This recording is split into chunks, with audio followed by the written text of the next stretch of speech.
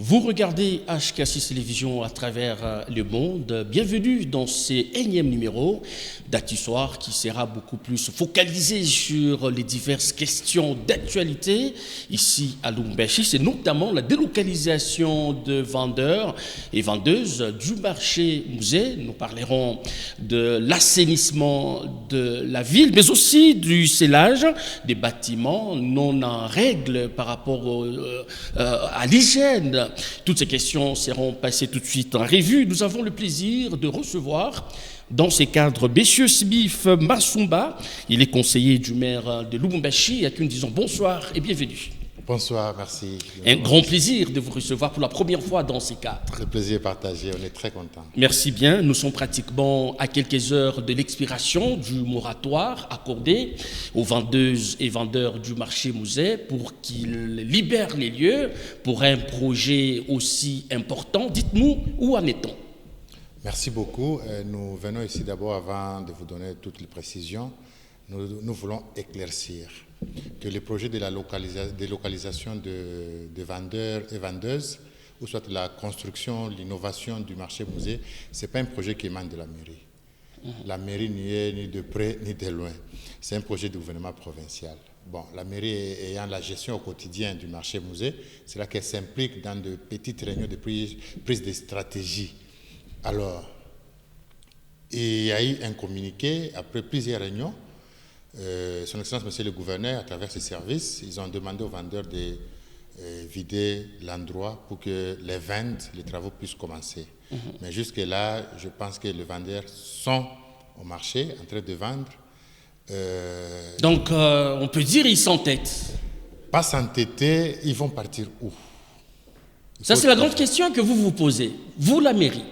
La mairie se pose la question parce que ce n'est pas la mairie qui a pris cette décision. Donc vous avez l'impression que c'est une décision prise précocement. Nous avons relayé par un communiqué le message du gouvernement provincial. Parce que d'après tout, c'est une démarche qui est reconnue, qui est officielle, parce que la construction est inscrite dans l'édit budgétaire qui a été voté à l'Assemblée comme édit, exercice 2026. Donc, on ne peut pas s'opposer à ça, mais jusque-là, les vendeurs sont là, ils sont en train de vendre. Et donc, vous pensez que malgré le moratoire, ils seront là? Il faut attendre une dernière communication. Alors, dites-nous, est-ce qu'on peut dire que cette mesure a été prise précocement, sans avoir préparé préalablement les vendeuses et vendeurs du marché musée? Précocement, non, mais du côté gouvernement, ça date de longtemps, parce que ça a déjà été inscrit à l'édit budgétaire. C'est depuis le mois de septembre ou octobre que le budget a été voté à l'Assemblée. Ça veut dire qu'ils ont eu tout le temps. Nous tendons déjà vers le mois de septembre, une autre session budgétaire. Peut-être c'était la communication. Le gouvernement n'a pas pu peut-être préparer le vendeur pour chercher un autre endroit rapidement. C'est là que Madame le maire a la gestion de certains marchés urbains. Elle a signé un communiqué, Joyce Tunda, dans sa rubrique de social. Elle a signé un communiqué qui instruit à tous les administrateurs de différents marchés de recevoir avec dignité, d'installer, de réintégrer ceux-là qui viennent, ceux-là qui cherchent d'autres endroits en attendant que la construction prenne fin. Alors ici, on doit préciser que la mairie, le marché musée est géré par la mairie et non par... Le marché musée, c'est une entreprise publique de la mairie. Et où est la part des responsabilités de la mairie par rapport à ces phénomènes de délocalisation des vendeurs et vendeuses? La part de la mairie n'a pas, même à 10%, parce que la mairie s'incline à la décision du gouvernement provincial. La mairie s'est seulement inclinée et prendre acte. La mairie n'a pas demandé aux vendeurs parce que la mairie n'a pas même de fonds pour les construire. Alors dites-nous, pourquoi les vendeuses et vendeurs n'obéissent pas automatiquement à la mesure prise par l'exécutif? Ce n'est pas obéir, ils n'ont pas là jusqu'où aller. Tous les marchés, certains marchés sont déjà pléthoriques, en dehors de quelques marchés comme la Roachi, le marché de la commune Campemba Bel-Air, Kamalondo aussi, mais ce sont aussi les articles. Il y a certains vendeurs qui ont déjà pris des crédits. Il y en a qui ont construit eux-mêmes. Donc vous plaidez pour la cause des vendeuses et vendeurs? Nous plaidons comme humains, mais la loi reste la loi. Les fruits ne tombent de l'arbre que lorsqu'ils le mirent. Mais ici, il y a un ouragan, donc ça peut tomber à tout moment. Et pour ceux qui n'auront pas de place ailleurs, qu'est-ce qui leur est réservé? Ça sera difficile parce que le marché, il y a plusieurs marchés. Et chacun a un marché dans sa commune. Et donc ici, la mairie n'y est pour rien. Non. C'est l'affaire exécutive Assemblée provinciale. Pas même l'Assemblée provinciale. L'Assemblée provinciale avait déjà voté le Voilà. budget. Et je suis sûr, parce que les marchands sont partis à l'Assemblée plusieurs fois, je ne sais pas ce que réserve 600, donc l'honorable président de l'Assemblée provinciale. À votre avis, la bonne décision serait laquelle pour ne pas frustrer certaines sensibilités? Serait les laisser d'abord continuer et préparer ça, les préparer psychologiquement, même techniquement. Parce que ça risque de perturber avec la rentrée scolaire, perturber certains parents. Vous pensez qu'il y a un bon moment pour mieux faire? Le gouverneur, c'est un père de famille. J'ose croire qu'il va prendre toujours des mesures idoines. Vous ne serez pas en train d'entêter ceux qui n'ont pas trouvé où aller? S'il fallait entêter, on n'allait pas émettre un communiqué par la mairie. Madame Joyce Tunda, elle est respectueuse des textes légaux. Ce qui vient du gouvernement, elle doit qu'appliquer. Elle a même mis un communiqué officiel que nous avions publié. Est-ce qu'il y a des mécanismes de suivi après la mise sur pied, sur la place publique du communiqué? Oui, il y a des mécanismes de suivi parce qu'on appelle à tout moment le comité de gestion de ces marchés-là pour leur demander d'aller encore passer le message. C'est un ultimatum. Donc d'ici dans quelques heures, vous attendez voir les vendeurs libérer les lieux en vue de faciliter les travaux. Effectivement. Alors dites-nous, à Lubumbashi, il y a bien d'autres phénomènes, notamment celui de Chégué. Oui. On dirait que la mairie est presque inactive. Le Chégué pullule partout. Quelle est la politique d'encadrement de ces enfants appelés entre guillemets de la rue? Oui, la mairie n'est pas inactive. La mairie est active en passant par son manager, donc Madame le maire Joyce Tunda Kazadi, qui est debout, qui condamne avec dernière énergie ces phénomènes. Mais ce sont les enfants, on les appelle chez peut-être abusivement, ce sont des enfants en rupture familiale.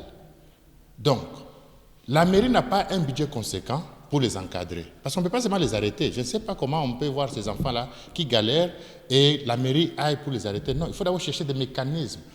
Au moins, ceux-là qui vont s'entêter, ce sont ceux-là qui seront peut-être... Donc jusqu'à aujourd'hui, la mairie n'a aucun mécanisme d'encadrement. La mairie est en train de dénoncer les espaces. Tel espace est occupé par ces enfants séchés-là qui trouvent par exemple de l'ordre public. Mais le gouvernement provincial a un budget conséquent. Le gouvernement a même un ministère provincial qui est du genre famille et enfants. Il y a même un budget voté à l'Assemblée. C'est pour accompagner ces enfants-là. C'est pour construire des centres d'encadrement. C'est pour les amener dans des formations professionnelles. Alors, nous, la mairie, lorsque nous voyons que ces enfants commencent à troubler de l'ordre, voler des téléphones... Ils constituent une menace permanente. C'est une menace permanente, même nous constatons. C'est pourquoi nous les traquons à un certain moment. Mais certains sont des mineurs. Vous allez les arrêter, vous allez les amener où? À la mairie? En prison, au cachot. Vous, les médias, vous allez parler. Dès qu'on les arrête, le média, déjà, vous allez crier, non, les mineurs sont arrêtés. Les organisations des droits de l'homme vont venir. Alors dites-nous, ça vous fait quoi? Juste devant la mairie, on dirait qu'il y a un quiche des vagabonds. Non, il n'y a plus un quiche parce qu'à la mairie, il y a la police. Dès qu'on va, on les repousse. On les repousse et puis ces vagabonds-là, on les aperçoit. Je l'ai encore dit, la plupart ne sont pas des vagabonds.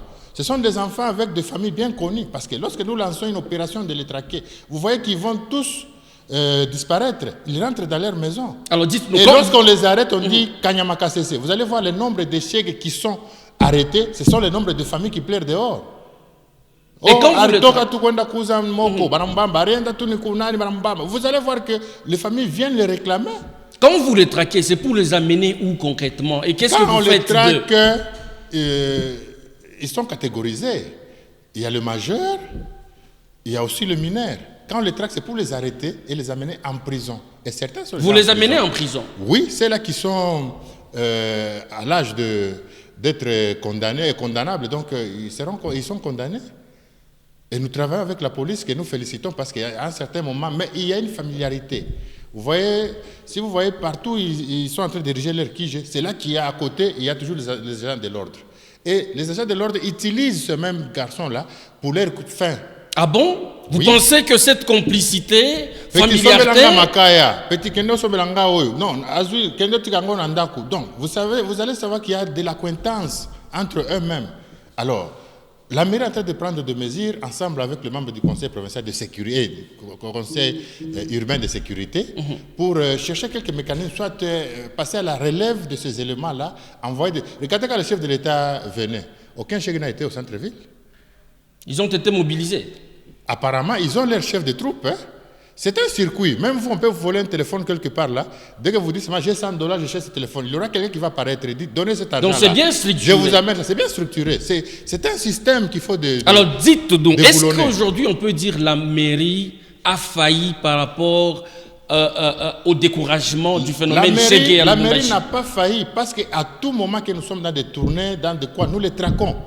Mais il y a même les images, devenu une routine, vous le traquez aujourd'hui. Même les images, les gens même félicitent si vous montez sur le net. Vous allez voir que les images, même vous les journalistes, vous félicitez à un certain moment. Non, félicitations comme maman mère. Ils disparaissent pour un moment. Ils disparaissent parce qu'ils ont des ménages, ils ont des familles connues. Et ce serait lorsque quoi? Vous lancez cette opération et leur chef de file les appelle, non, retirez-vous d'abord parce que ces derniers temps, ça ne va pas. Ils se retirent. Quand même, vous allez mettre la main sur certains, mais le grand nombre se retire. C'est lorsque vous vous concentrez à autre chose, ils apparaissent encore. Alors, puisque vous condamnez cette complicité entre certains éléments de l'ordre et le Chegué, qu'est-ce qu'il faille envisager pour déconnecter certains agents de l'ordre de ces Chegué et pour endiguer définitivement? Pour déconnecter, Madame le maire a déjà pris des mesures très, très draconiennes, notamment impliquer beaucoup le général Kilimbalimba, que nous félicitons beaucoup.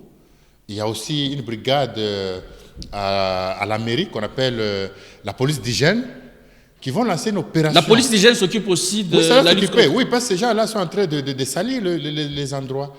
Quand ils érigent un QG là-bas, vous trouvez qu'il n'y a que l'insalubrité. C'est vrai, nous voyons Madame le maire s'activer dans l'assainissement de la ville. Oui. Alors, quelles sont les contraintes que vous rencontrez dans cette opération, dans la plupart des cas? Les contraintes, d'abord, c'est la sensibilisation. Quand bien même nous sensibilisons, la population, ou soit les opérateurs économiques, ne veulent pas accompagner l'autorité urbaine, Mme Joyce Tunda. C'est la première des choses. Deuxièmement, il y a le paiement de la taxe liée à l'immondice. Parce que toutes les entreprises appellent, c'est déjà organisé, recensé. Il y a une taxe bien répertoriée. Donc, nous passons pour prendre les immondices, nous balayons toute la nuit, mais au retour, il faut que la population paye pour que nous puissions avoir une logistique adéquate. Mais nous sommes bités à cette difficulté. La population est presque déconnectée de votre déconnectée, idéologie. Bon, excusez-moi, les termes, ça peut passer. Il y a ce que nous appelons l'incivisme, on appelle ça comment? L'incivisme fiscal? Voilà, l'incivisme fiscal. Mais nous sommes en train toujours de les sensibiliser. Mais il y a quand même ceux-là, de bonne volonté, qui payent de soi, qui viennent réclamer les notes de perception. Alors comment expliquez-vous que la propriété, c'est seulement au centre-ville, dans des communes? C'est une autre image. Non. Madame le maire, en lançant cette opération de l'assainissement nocturne, elle a eu déjà à mettre en place quelques mécanismes. Pourquoi?